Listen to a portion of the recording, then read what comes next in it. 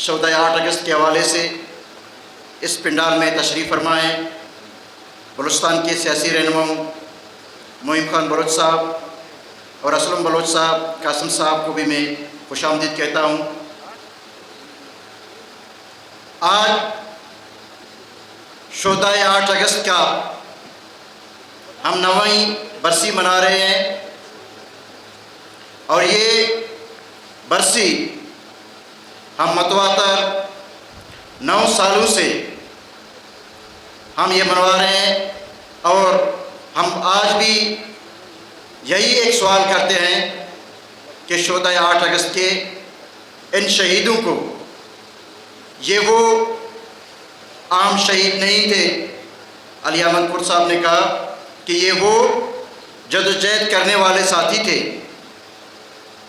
یہ وہ شہید تھے جو پاکستان کے تمام جیلوں میں رہے۔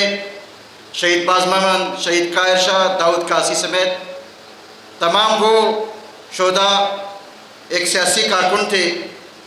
وہ آئین کی بالادستی کی بات کرتے تھے، وہ قانون کی حکمرانی کی بات کرتے تھے۔ ان شہیدوں کو میں تو یہی سمجھتا ہوں کہ ہمارے وکیلوں کو جو ٹارگٹ کیا گیا، اس کے پیچھے اس تاریخ کی وہ وکلا تحریک تھی جنہوں نے ایک ڈکٹیٹر مشرف کو شکست دے کر اس کو اپنے گھر بھیجا تھا۔ اس ڈکٹیٹر مشرف کے بعد وکلا تحریک اپنے عروج پر پہنچی جب ان ڈکٹیٹروں نے اور ان کے کارندوں نے، جب یہ بتایا جاتا ہے کہ ہماری پاکستان کی وہ ٹاپ ایجنسیاں اگر وہ کہیں پہ اگر چڑیا پار کرتی ہے تو ان کا بھی پتہ چل جاتا ہے، کیا ہمارے شہیدوں کے اوپر جو دہشت گردی واقعہ ہوئے کیا کسی کو پتہ نہیں چل سکا؟ اس واقعات کے بعد ایک رکنی بینچ نے قاضی فائز صاحب، جو کہ آپ کے ہی بینچ کا جج تھا، ان کا 100 پیج کا ایک بہت بڑا وہاں پہ جو کمیشن رپورٹ تھا، اس کمیشن رپورٹ نے ان دہشت گردوں کے محرکات بھی بیان کیے تھے۔ آج ہم یہ پوچھنے پہ حق بجانب ہیں کہ اس کمیشن رپورٹ کو اس وقت کے چیف جسٹس آصف سعید کوسا نے اس کی ضرورت محسوس نہیں کی، ایک 1.5 پیج پہ اس کو وہاں پہ داخل دفتر کیا۔ آج بھی ہمارا ریویو پٹیشن فائل ہے۔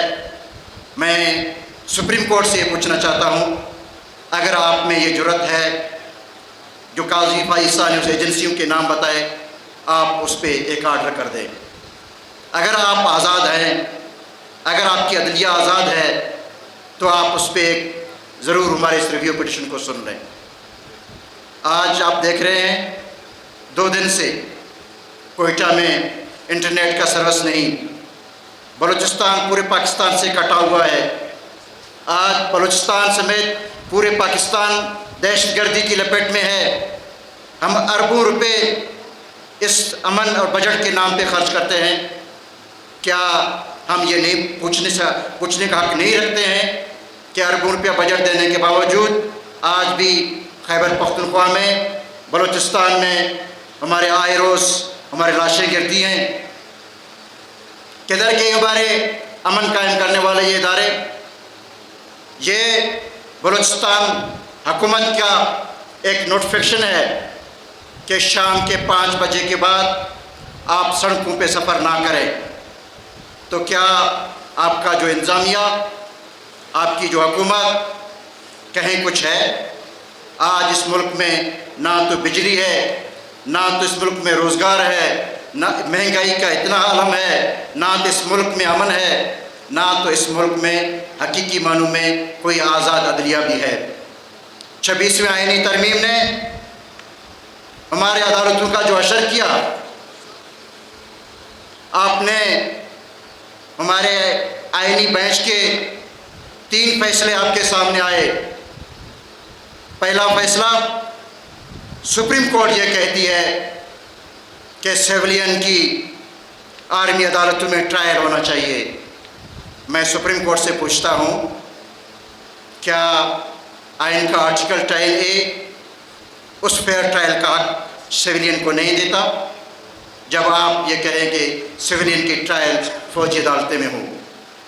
دوسرا اس کا یہ فیصلہ، اسلام آباد ہائی کورٹ کے ان 6 ججز نے جب chief justice supreme judicial council کو خط لکھا، اس میں کہا گیا کہ ہمارے فیصلوں میں، ہمارے روسٹر میں مداخلت کی جاتی ہے۔ آج تک اس 6 ججز کی خط کا فیصلہ نہیں ہوا۔ پھر باہر سے کیا ہوا؟ اسلام آباد میں اپنے من پسند ججز وہاں پہ ٹرانسفر کیے گئے۔ جب سپریم کورٹ کی ججز کا وہاں پہ آئینی بینچ میں ان کی سیناٹی کا کیس گیا تو سپریم کورٹ یہ کہتی ہے کہ ججز کی سیناٹی کے فیصلہ ہم نہیں کرتے، اس کی فیصلہ صدر پاکستان کو کرنا چاہیے۔ سپریم کورٹ کے جج صاحبان، پاکستان کے عوام، پاکستان کے لوگ آپ کے پاس انصاف لینے کے لیے آتے ہیں۔ آپ تو اپنا فیصلہ، سپریم کورٹ کی حال یہ ہے کہ ججز کی سیناٹی کا فیصلہ بھی آپ صدر پاکستان سے کرواتے ہیں۔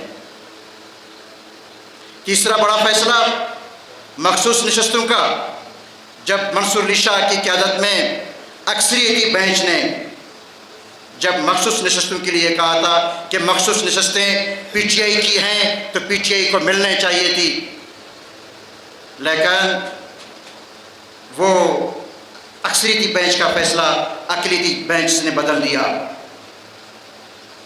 آج تاریخ کا جبر دیکھیں، سپریم کورٹ کے اس فیصلے کے بعد کہ سیولین کی آرمی عدالت میں ٹرائل کے بعد فیصلہ آباد کے انسداد دہشت گردی عدالت سے، لاہور کے انسداد دہشت گردی کی عدالت سے ایک فیصلہ آتا ہے کہ اس وقت اس جمہوری ملک میں، جسے ہم آج بھی کہیں کہ یہ ایک جمہوری ملک ہے، جو 3 اپوزیشن لیڈر، نیشنل اسمبلی کے اپوزیشن لیڈر، پنجاب اسمبلی کے اپوزیشن لیڈر اور سینٹ کے اپوزیشن لیڈر کو وہاں پہ سزائیں سنائی گئی ہیں۔ یہ تاریخ میں اس سے قبل ذوالفقار علی بھٹو کے پیپلز پارٹی کے پہلے دور حکومت میں اس وقت کے اپوزیشن لیڈر خان عبدالولی خان کو سزا سنائی گئی تھی۔ ہم وکلا، ہم کالا کوٹ و ٹائی والے، ہم آئین کی بالادستی کی بات کرتے ہیں۔ ہم آئین کے اندر رہتے ہوئے ہم سمجھتے ہیں کہ ہر ایک کے اپنے حدود ہیں، اداروں کی اپنی حدود ہے، فوج کا اپنے حدود ہے، وہ جا کر امن قائم کریں۔ ججز نے جو حلف لی ہوئی ہے، آپ نے تو انصاف کی حلف لی ہوئی ہے، آپ نے تو عدالتوں کے لیے، لوگوں کے انصاف کے لیے حلف لی ہوئی ہے، پھر آپ کے فیصلے یہ باہر سے کہاں پہ آتے ہیں؟ آپ کے فیصلے ہمارے اوپر کیوں مسلط کی جاتی ہیں؟ آج پاکستان کا ہر وہ بندہ یہ کہتا ہے کہ ہماری عدالتیں آزاد عدالتیں نہیں ہیں، ہمارے فیصلے آزادانہ نہیں ہوتے ہیں، ہمارے فیصلوں میں باہر کا مداخلت ہوتی ہے۔ ہمارے بلوچستان ہائی کورٹ میں آپ نے دیکھا 3 MPO کے کیس میں، ایک معمولی سی کیس میں، جن میں علی احمد کرد صاحب بھی اور کامران مرتضیٰ صاحب بھی ڈاکٹر مارنگ اور ان کے ساتھیوں کے وکیل ہیں، 3 مہینے تک 3 MPO کا فیصلہ یہ نہیں کر سکتے ہیں کیونکہ اس جج کو 15 دن کے لیے چیف جسٹس بننا تھا۔ آج بلوچستان میں انسانی حقوق کی پامالیاں، آج خیبر پختونخوا کے اندر انسانی حقوق کی پامالیاں، آپ نے دیکھا سوات کے اندر سیالکوٹ سے خواتین بچوں کی چیخ پکار رہے ہیں کہ ہماری مدد کے لیے کوئی آ جائے، پاکستان کا کوئی ہیلی کاپٹر اس کی مدد کے لیے نہیں پہنچا۔ لیکن خیبر پختونخوا میں گزشتہ دنوں میں آپ نے دیکھا 12 ماہ کا بچہ بھی ہیلی کاپٹر کی شیلنگ سے شہید ہوتا ہے۔ تو اس طریقے سے کیا بلوچستان اور خیبر پختونخوا کے عوام کا یہ سوال نہیں بنتا ہے کہ وہ آپ سے پوچھیں؟ بلوچستان کے معدنی وسائل پہ، بلوچستان کے مائنز اور منرل ایکٹ پہ ایک قانون سازی کی گئی ہے۔ بڑی افسوس سے کہنا پڑتا ہے کہ ممبران پارلیمنٹ کہتے ہیں کہ اس قانون سازی میں ہمیں اس چیز کا علم نہیں کہ یہ قانون سازی کب اور کس ٹائم ہوا۔ آج پاکستان کے آج بلوچستان کے تمام وہ پارٹیز، ڈاکٹر مالا لشکری لسانی، پشتونخوا میں